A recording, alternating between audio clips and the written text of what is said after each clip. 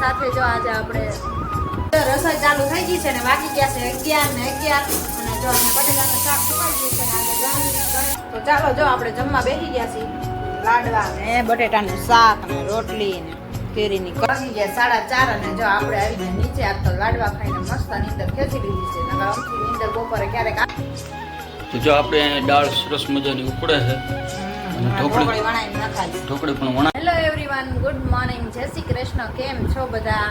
તો મસ્ત સવાર સાથે જો આજે આપણે 9 વાગી ગયા છે અને આજે છે ગણેશ ચતુર્થી, ગણેશ ચોથ છે. તો કાલે અખાત્રીજ હતી, આજ ગણેશ ચોથ થઈ ગઈ છે. તો જો આજ તો આપણે કામકાજ બાકી છે બધું, કેમ કે ઉપર નીચેનું જ પત્યું છે અને આજ તો આપણે હાવ એકલા, કેમ કે જો મમ્મીને એ લોકો ગામડે ગયા અને આરાધ્યા અને કીર્તન બે વિસાવદર ગયા. તો હમણાં તો અઠવાડિયું હાવ એકલા આપણે એવું છે. વેકેશન કરવા વયા ગયા છે છોકરાઓ બે અને આપણું વેકેશન હજી બાકી છે. તો ત્યાંથી વેકેશન કરીને આવશે એટલે પછી આપણું વેકેશન થાય. તો મામાના ઘરનું બાકી રહી ગયું છે અને ફઈના ઘરે વેકેશન કરવા વયા ગયા એવું છે છોકરાઓનું. તો છોકરાઓ તો ત્યાં ધબધબાટી બોલાવે છે બધાય અને આપણે જો અહીંયા સુનકાર થઈ ગયું છે હાવ. તો ચાલો જો કામકાજ એટલું બાકી છે, નાસ્તા પાણી તો પતી ગયા છે, કપડાં બપડાનું કામકાજ પતી ગયું છે. હવે બનાવવાનું છે, હવે કરવાનું છે અહીંયા નીચેનું કામકાજ કરવાના ને આજ તો ગણપતિ દાદાના લાડવ બનાવવાના છે. આજ તો ગણેશ ચોથ છે એટલે ગણપતિના લાડવા બનાવવાના છે. તો જો કામકાજ બધું પતાવી લઈ પછી લાડવા બનાવશું અને ગણપતિ દાદાને જુવારશું. તો એવું બધું છે. તો ચાલો ફટાફટ પહેલાં કામકાજ કરી લઈએ પછી આગળ મળી પાછા કન્ટિન્યુ કરી. રસોઈ ચાલુ થઈ ગઈ છે ને વાગી ગયા છે 11 ને 11 અને જો અહીંયા બટેટાનું શાક મુકાઈ ગયું છે ને આજે ગણેશ ચોથ છે તો આપણે લાડવા બનાવી છીએ. તો અહીંયા જો ભાખરી કરીને મેં, કેમ કે 2 જણા જ છીએ એટલે પછી તળા ચૂરમાના ન બનાવ્યા, ભાખરી બનાવી નાખી અને જો મિક્સરમાં કાઢી નાખ્યું, થોડીક અમથી દળેલી ખાંડ નાખી છે, હારવાર પીસી નાખી છે ખાંડે તે નાખીને અને થોડોક ગોળ. તો ગોળ ને ખાંડમાં મિક્સમાં બનાવું છું આજે. તો જો અહીંયા ગોળ લઈ લીધો, હવે આપણે આમાં નાખી દઈએ ઘી નાખીને થોડોક ગોળ ઓગળે ને ત્યાં સુધી ઓગાળી અને પછી આમાં ભેળવીને આપણે લાડવા વાળી દઈશું. તો ગણપતિ દાદાને જુવારવાના છે અને ગણપતિ દાદા જો કારખાને ગણપતિ છે એને પણ લાવવાના છે, એને પણ લાવીને અહીંયા જુવારશું અને ઘરના ગણપતિને જુવારશું. તો એ બધું કરશું આજે. તો ચાલો મળીએ આગળ. પહેલાં હું લાડવા બનાવી લઉં, વાળી લઉં અને આવી જાઓ બધા લાડવા ખાવા આજે. તો મસ્ત ગરમા ગરમ જો લાડવા બનાવું છું આજે, તો તાજે તાજા. તો આવો લાડવા. આજ તો જો કે બધાયના ઘરે ગણપતિ દાદાને જુવારવા લાડવા તો બધાય બનાવશે જ તે, કેમ કે ગણેશ ચોથ હોય એટલે બધાયના ઘરે લાડવા તો બનતા જ હોય. તો આજ તો બધાય લાડવા ખાશે. તો ચાલો આપણે બનાવી લઈએ પછી મળીએ આગળ પાછા. તો ચાલો જો આપણે જમવા બેસી ગયા છીએ. લાડવા ને બટેટાનું શાક ને રોટલી ને કેરીની કટકી ને અમે જમવા આવી ગયા. જો આજ મોડા આવ્યા થોડાક. ચલો મિત્રો, આજ તો ગણેશ ચતુર્થી હે તો ગણપતિના લાડવા હે. ગણપતિએ ખાઈ લીધા, હવે આપણે ખાઈશું. ગણપતિ દાદાને જુવારી લીધા અને હવે જો અમે જમવા બેસી ગયા છીએ. તો જમી લઈએ. તો આજ તો ઘરે ઘરે લાડવા તો હશે જ તે. ગણેશ ચોથ છે એટલે ઘરે ઘરે લાડવા તો હોય જ તે આજ તો બધાએ બનાવ્યા દેશે. તો હાલો અમારા ઘરે લાડવા ખાવા.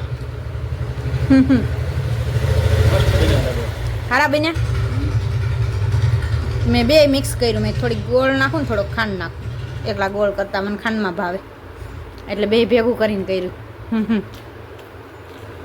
તો ચાલો જો જમી લઈએ. હવે વાગી ગયા 4:30 અને જો આપણે આવી ગયા નીચે. આજ તો લાડવા ખાઈને મસ્ત નીંદર ખેંચી લીધી છે. નકર અમથી નીંદર બપોરે ક્યારેક આવે ને ક્યારેક ન આવે એવું થાય. આજ તો આવી ગઈ હતી અને તરત જ સૂઈ ગયા હતા. તો જો હવે આવી ગઈ નીચે, 4:30 થઈ ગયા છે. તો બધું કામ પતાવી નીચે આવી ગયા અને હવે જો શર્ટ આપણે આવી ગયા છે અહીંયા. તો હવે શર્ટ કટિંગ કરવા માટે બેસવું છે, કેમ કે ઘરમાં કોઈ નથી, હાવ એકલું લાગે, ખાલી ઘરમાં, આખા ઘરમાં હું એકલી. તો એવું છે. તો એ તો જમીન કારખાને વહી ગયા અને આપણે જો હવે બેસી કટિંગ કરવા માટે. કટિંગનું કામકાજ પતે પછી સીવવા બેસશું અને આવી રીતને એકલા જો ચાલ્યા રાખે. અને આજ તો લાડવા ખાધા હતા એટલે જેમ થઈ ગયું હતું એટલે નીંદર આવી ગઈ હતી સારી એવી. તો ઉઠવામાં લેટ થઈ ગયું થોડુંક. તો ચાલો હવે કટિંગ કરવા બેસી જઈએ પછી મળીએ આગળ પાછા. કિચનમાં આવી ગયા ને હવે બનાવવાની છે અત્યારે દાળ ઢોકળી. તો જો 2 જણા છીએ તો હવે બીજું બધું ખીચડી ને શાક ને એવું બધું બનાવી. તો થોડા હાટો આજે ખાવાની ઈચ્છા નથી બહુ, તો કીધું દાળ ઢોકળી બનાવી નાખી થોડીક તો થઈ જાય. તો જો અહીંયા દાળ લઈ લીધી છે અને દાળ ઢોકળીનું આંધણ પાણીનું ઉકળે છે. પછી દાળ બાફવા મૂકી દઈ અને દાળ ઢોકળી બનાવી નાખી. અને વાતાવરણ પણ જો હવે સાંજ પડીને તડકો ઓછો થયો ને ત્યારે મજા આવે એવું થયું છે. નકર તો બપોર વચ્ચે તો લૂ એટલી છે ને તે બહાર નીકળાય નહીં એવું છે. તો જો હવે મસ્ત ઠંડો ઠંડો પવન અને જે તડકો તો છે જ તે તો મસ્ત વેધર પણ અત્યારે સાંજ પડે ને એટલે મજા આવે. બાકી બપોરના સવારે ને બપોર થાય ને એટલે ક્યાંય નીકળવું ન ગમે એવું છે વાતાવરણ. તો તડકા એટલે ભૂકા કાઢે છે. મારે 45 ડિગ્રી પડે છે અહીંયા રાજકોટમાં. કાલે 45 ડિગ્રી હતી. આજ હવે કેટલી હોય કાંઈ વેધર આપણે કાંઈ જોયું નથી. ફૂલ તડકા પડે છે રાજકોટમાં એવું છે. તો ચાલો હવે દાળ બાળ બાફવા મૂકી દઈ અને બનાવી નાખી દાળ ઢોકળી અને મળીએ પછી. ચાલો આગળ. તો જો આપણે અહીંયા દાળ સરસ મજાની ઉકળે છે અને ઢોકળી વણાઈને નખાય છે. ઢોકળી પણ વણાય છે. ફૂલ ગેસ રાખીને ઉકળે ને એમાં જ નાખવી પડે નકર ચોટી જાય ધીમો હોય ને તો. તો આજે છે મિત્રો દાળ ઢોકળીનો પ્રોગ્રામ. હા, દાળ બફાઈ ગઈ, વઘાર થઈ ગયો. હવે ઢોકળી વણીને એમાં નાખી દઉં અને બફાઈને ત્યાં સુધી ચડવા દેવાની સંદર ઢોકળીમાં ચણાનો લોટ અને ઘઉંનો લોટ બે મિક્સ કર્યો અને બધો મસાલો નાખ્યો. પછી એની ઢોકળી બનાવવાની.